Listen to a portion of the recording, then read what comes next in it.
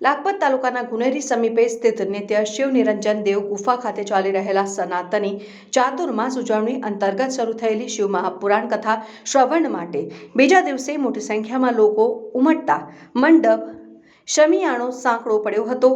ગુનેરી ગુફા ખાતે શૃંગી ઋષિ આશ્રમ મેવાડના રાષ્ટ્રીય મહાકાલ સેના સંસ્થાપક દિગંબર ખુશાલ ભારતી બાપુના સાનિધ્યમાં ચાલી રહેલા સનાતની ચાતુર્માસ ઉજવણી અંતર્ગત રવિવારથી ગિરી બાપુના વ્યાસાસને શરૂ શિવ મહાપુરાણ કથાના વક્તાએ જણાવ્યું હતું કે નિત્ય શિવનું ભજન સાથે તેમનું પૂજન કરવું જોઈએ અને શિવનું નામ સ્મરણ કરવાથી જીવની મુક્તિ થાય છે। અને પશ્ચિમ કચ્છ દશનામ ગોસ્વામી સમાજના સહયોગથી ચાલી રહેલી કથાના બીજા દિવસે લખપતના અલગ અલગ ગામોની સાથે જિલ્લાના વિવિધ વિસ્તારોમાંથી મોટી સંખ્યામાં લોકોએ કથા શ્રવણનો લાભ લીધો હતો। દિગંબર અશોક ભારતીજી મહારાજના માર્ગદર્શન હેઠળ આયોજન વ્યવસ્થા નિત્ય શિવ નિરંજન દેવ ગુફા સમિતિના સેવકગણ સભ્યો સંભાળી રહ્યા છે।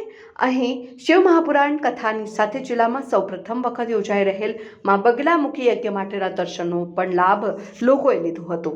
સ્ટોરી રમેશભાઈ ભાનુશાળી, નલિયા, અબડાસા, કચ્છ।